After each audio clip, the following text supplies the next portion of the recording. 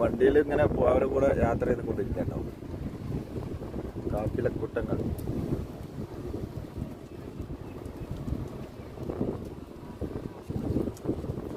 ഇപ്പൊ നിങ്ങൾ ഈ കാണുന്നതുണ്ടല്ലോ, ഈ സൈഡ് മുഴുവനും, അതായത് ഇതാ ഈ ഭാഗം, ഈ റൈറ്റ് സൈഡ് അങ്ങോട്ട് നോക്കിക്കഴിഞ്ഞാൽ, അതായത് അറ്റമില്ലാന്ന് തന്നെ പറയാം ഇതിന്.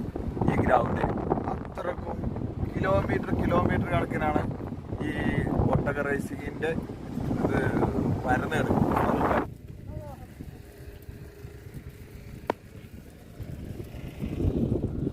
ഇതാണ് ഒട്ടക റേസിങ്ങിന്റെ ട്രാക്ക്. ഈ ട്രാക്കിലൂടെയാണ് ആയിരക്കണക്കിന് ഒട്ടകങ്ങളെ ഓടിക്കുന്നത്. ഇത് കുറച്ചൊന്നുമല്ല കേട്ടോ, ഒരുപാടുണ്ടേ. ഇവിടെ നിന്ന് അങ്ങ് നോക്കിക്കഴിഞ്ഞാൽ കണ്ണെത്താ ദൂരത്ത് നീണ്ടു നിവർന്ന് കിടക്കുക. ഈ സൈഡിലുണ്ട്, പിന്നെ ഇവിടുന്ന് ജസ്റ്റ് ഇതാ ഞാൻ കാണിച്ചു തരാം. ഇതെങ്ങോട്ട് തിരിഞ്ഞു കഴിഞ്ഞാൽ അങ്ങോട്ടുണ്ട്. ഇതാ നമ്മളെ പിന്നെ കൂടെയുള്ള ആളുകൾ, രണ്ടാളുകൾ ഒരുവിടെ ഉണ്ട്, അമീറും സഫീറും.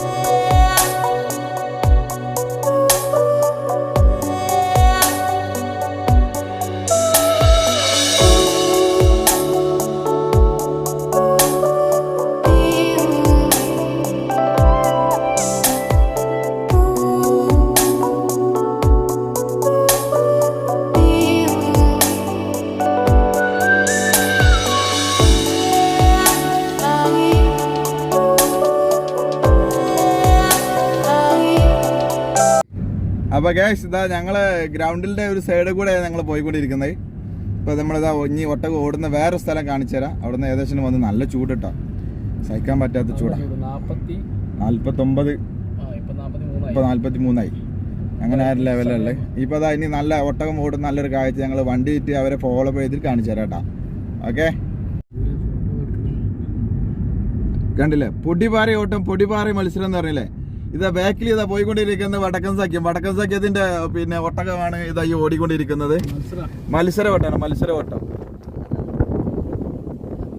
മത്സരവട്ടം കണ്ടില്ലേ നിങ്ങൾ. ഇനി തെക്കൻ സഖ്യ ഓടുന്നുണ്ട്. തെക്കൻ സഖ്യ ഓടുന്നത് പിന്നെ ഇതാ മുന്നിലേക്ക് പോയി കഴിഞ്ഞാൽ നമുക്ക് കാണാം. ഇതാണ് ഗ്രൗണ്ട്.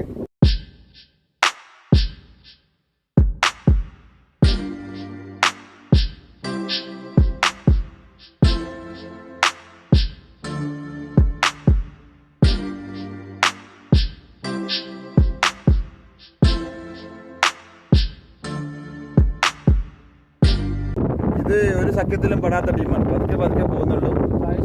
പഴശ്ശിരാജന്റെ ടീമാണെന്ന് തോന്നുന്നു. പഴയ പഴശ്ശിരാജേട്ടാ, ഇപ്പോൾ ഉണർവില്ലാത്ത പഴശ്ശിരാജാണ്. നമ്മുടെ തെക്കൻ സഖ്യത്തിന്റെ ഓട്ടം കാണിച്ചു തരാം. അങ്ങോട്ട് മുന്നിലേക്ക് വിട്ടു. തെക്കൻ സഖ്യാണ് ഈ ഓടിക്കൊണ്ടിരിക്കുന്നത്.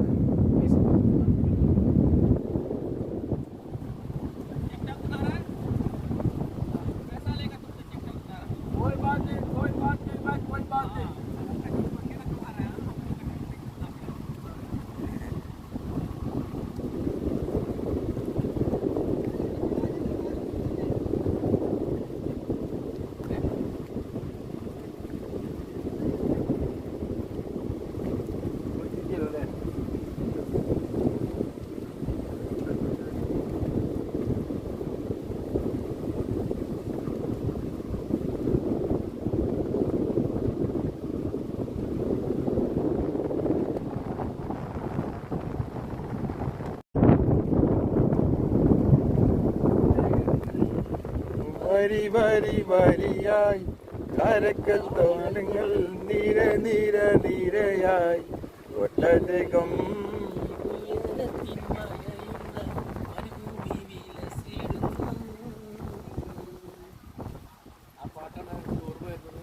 ഞങ്ങൾക്ക് ഈ ഒട്ടകം ഓടുന്നതും ഇതെല്ലാം കൂടി കാണുമ്പോണ്ടല്ലോ ഞങ്ങൾക്ക് ഓർമ്മ വരുന്ന പാട്ടാണ് ഒട്ടകങ്ങൾ. പിന്നെ ഒരു കാര്യം ഇങ്ങോട്ട് പറയാനുള്ളതെന്ന് വെച്ചാല്, ഇപ്പൊ ഇതിന്റെ മേലൊക്കെ പ്രവാസികളാണ്. പ്രവാസികൾ എന്ന് വെച്ചാൽ ഇതിൽ സുഡാനി, പിന്നെ നമ്മളെ ഇന്ത്യക്കാരുണ്ട്, പിന്നെ നേപ്പാളീസ് ഉണ്ട്, പിന്നെ ബംഗ്ലാദേശ് ഉണ്ട്, പിന്നെ പാകിസ്ഥാനി ഉണ്ട്. ഇതൊക്കെ ഇവര് ജോലിയാണ്, ഇവരെ ജോലിയാണ്. ചിലപ്പോൾ തുച്ഛമായ ശമ്പളം ഉണ്ടാവുള്ളൂ, 1000-1500 രൂപ ശമ്പളം ഉണ്ടാവുള്ളൂ. ഈ പൊരി വെയിലത്ത് ഇതുങ്ങളെ കൂടെ ഈ നോക്കുന്നത്, ഇനി ഇവർക്ക് തീറ്റ കൊടുക്കുന്നത്, ഇവർക്ക് ഇനി എന്തെങ്കിലും ഒരു അസുഖമോ കാര്യങ്ങളോ വന്നു കഴിഞ്ഞാൽ പിന്നെ അവർക്ക് മരുന്നുകൾ അവർക്ക് ഉണ്ടാക്കി കൊടുക്കുന്നത്, ഇങ്ങനെയുള്ള ഒരുപാട് കാര്യങ്ങൾ ചെയ്യുന്നതൊക്കെ ഇതുപോലെയുള്ള പണിക്കാരാണ്. അപ്പോൾ ഇവരെ കഷ്ടപ്പാടൊന്നും ആലോചിക്കും. നമ്മൾ ഗൾഫ് എന്നൊക്കെ പറയുമ്പോൾ നമ്മൾ ഇങ്ങനെയുള്ള ഈ കാഴ്ചകളും കൂടി കാണുന്നത് നല്ലതായിരിക്കും. കാരണം കഷ്ടപ്പാട്, പൊരിഞ്ഞ വെയിൽ തന്നെ, പൊരിഞ്ഞ വെയിൽ. നമുക്ക് കുറച്ച് നേരം അവിടെ നിന്നപ്പോൾ മുഖം വാടിപ്പോയി. അക്കോലത്തിലുള്ള വെയിലാണ് ഇപ്പോൾ നമുക്ക്. ഇപ്പോൾ ഖത്തറിൽ നിലവിൽ ചൂട് എന്ന് പറഞ്ഞാൽ ഭയങ്കര ചൂട്. അതാണ് ഇപ്പോൾ. ഇനി ഇതാ ഞങ്ങൾ ഇപ്പോൾ ഈ കാണുന്നതല്ലോ ഈ കഷ്ടപ്പാടൊക്കെ എന്ന് പറഞ്ഞാൽ ഇതൊക്കെ പ്രവാസികളുടെ കഷ്ടപ്പാടാട്ടോ. ഭയങ്കര സ്പീഡിൽ പോയി.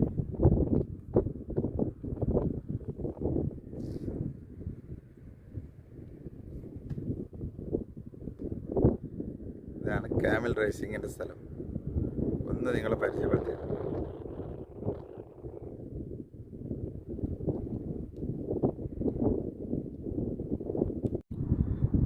പിന്നെ സുഹൃത്തുക്കളെ, ഇതാ ഈ ഒട്ടകങ്ങൾ ഒരുപാട് വന്നുകൊണ്ടിരിക്കുക, അവിടുന്ന് ഓടിക്കൊണ്ടിരിക്കുക. ഈ വെയിൽ നല്ല വെയിലാട്ടോ. വെയിലുള്ളതുകൊണ്ട് അതാ ഇപ്പോൾ ക്ലിയർ ആയിട്ട് കുറച്ച് കാണുന്നുണ്ട്. നല്ല വെയിലാണ്, നല്ല ചൂടാണ്. അപ്പോൾ നമുക്കിതാ ഒട്ടകത്തിൻ്റെ റേസിങ് കാണാം. റേസിങ് മീൻസ് ഇത് പഠിപ്പിക്കുകയാണ്, റേസിങ് പഠിപ്പിക്കുകയാണ്. അതായത് ഓടാൻ അറിയുന്ന വലിയൊരു ഒട്ടകവും പിന്നെ അതിൻ്റെ കൂടെ ഒരുപാട് അതിൻ്റെ കുട്ടികളെയും ഒക്കെ വെച്ചിട്ട് റേസിങ് പഠിപ്പിക്കുക. ഓക്കെ,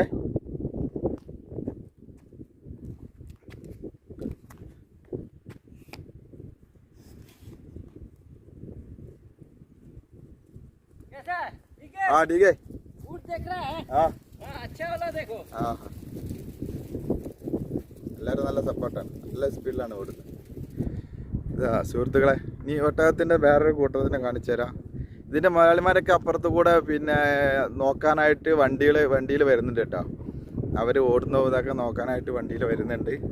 ചിലപ്പോൾ ഞാൻ ഇതിന് മുന്നേ ഞാൻ പറഞ്ഞിട്ടുണ്ടാവും, അത് ചിലപ്പോൾ റിപ്പീറ്റായി പോവും. അപ്പോൾ സാരമില്ല, അത് ക്ഷമിക്കുക. പുതിയ വ്ളോഗർ ആയതുകൊണ്ട് അതിൻ്റെ കുറ്റവും കുറവൊക്കെ ഉണ്ടാവും.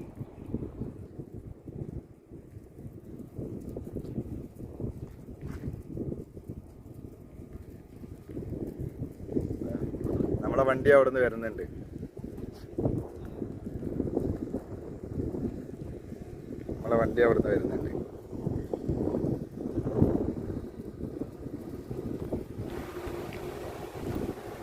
ഞങ്ങൾ ഈ വണ്ടി ആയിട്ടാ കറങ്ങുന്നേ.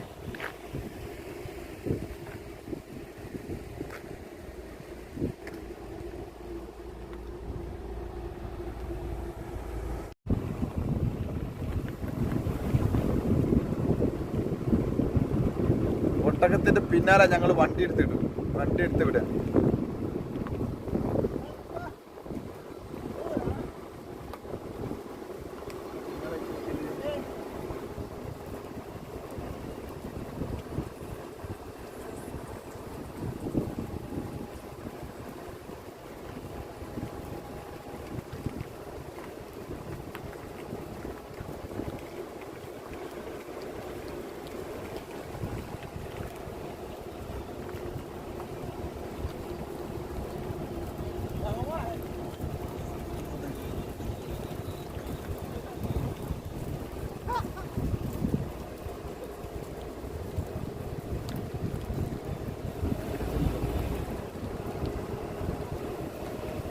പൊട്ടി പാറിയോട്ടോ.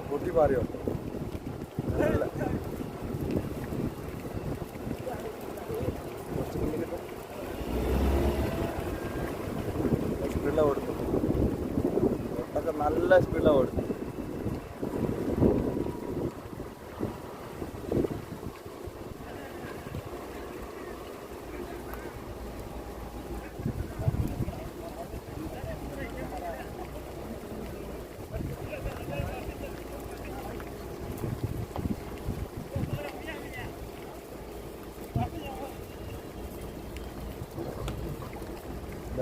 വളരെ ഭംഗിയുള്ള ഒട്ടകങ്ങളാട്ടോ. ഇതൊക്കെ ലക്ഷങ്ങൾ വില വരുന്ന ഒട്ടകങ്ങളാണ്, ലക്ഷങ്ങൾ.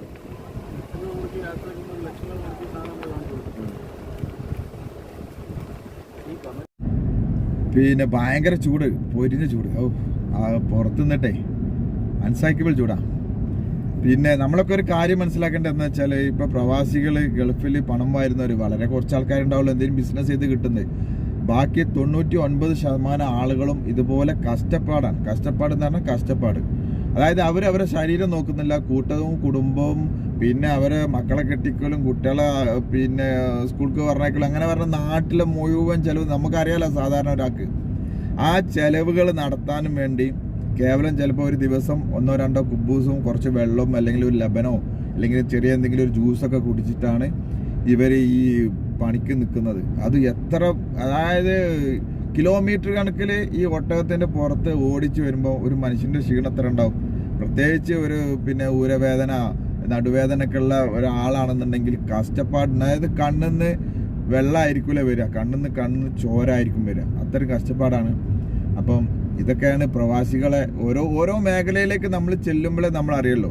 AC റൂമിൽ ഇരുന്ന് കാണ്ട് കഥ പറയുന്നവരും പാട്ട് പറഞ്ഞവരും ഒരുപാട് ആളുകളുണ്ടാവും. അതൊക്കെ അവരും ചിലപ്പം കഷ്ടപ്പാടും ദുരിതമൊക്കെ ആയിരിക്കും.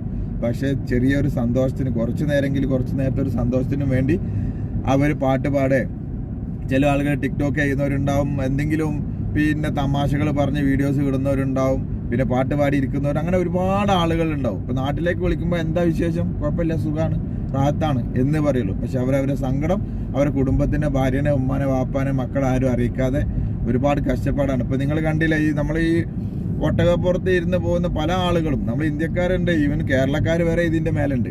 അതാണ് ഇതിൻ്റെ രസം. നമ്മൾ വിചാരിക്കുന്ന പോലെ വെറും പാകിസ്ഥാനി സുഡാനി അല്ല, കേരളക്കാർ വരെ ഈ ഒട്ടകത്തിൻ്റെ പുറത്ത് ഇതിൻ്റെ റൈഡറായിട്ടുണ്ട്. അതാണ് പിന്നെ നമ്മളൊക്കെ ചിന്തിക്കേണ്ടത്. അപ്പോൾ അവരൊക്കെ കുടുംബത്തിനെ പോലും അവരെ അറിയിക്കാതായിരിക്കും ചിലപ്പോൾ ഈ ജോലിയൊക്കെ ചെയ്യുന്നത്. അത്രയും കഷ്ടപ്പെട്ടൊരു ജോലിയാണ്. അതുകൊണ്ട് തന്നെ നമ്മളെല്ലാവരും നമ്മൾ റെസ്പെക്റ്റ് ചെയ്യണം. പ്രവാസികൾ എന്ന് പറഞ്ഞു കഴിഞ്ഞാണ്ട് വെറും പണമോ കായ്ക്കുന്ന മരങ്ങളാണെന്ന് ആരും വിചാരിക്കരുത്. അവർക്ക് കൊടുക്കേണ്ടതായ ബഹുമാനവും മര്യാദയും ഓരോ കുടുംബത്തിൽ നിന്നും കൊടുക്കുമ്പോഴാണ് അവർക്കൊരു സന്തോഷം സമാധാനമൊക്കെ ഉണ്ടാവുക. അപ്പോൾ അതൊക്കെ ശ്രദ്ധിക്കുക. ഞാനിതൊക്കെ പറഞ്ഞതെന്ന് വെച്ചാൽ ഞാനും പ്രവാസിയാണ്, വർഷങ്ങളായിട്ട് ഞാനും പ്രവാസിയാണ്.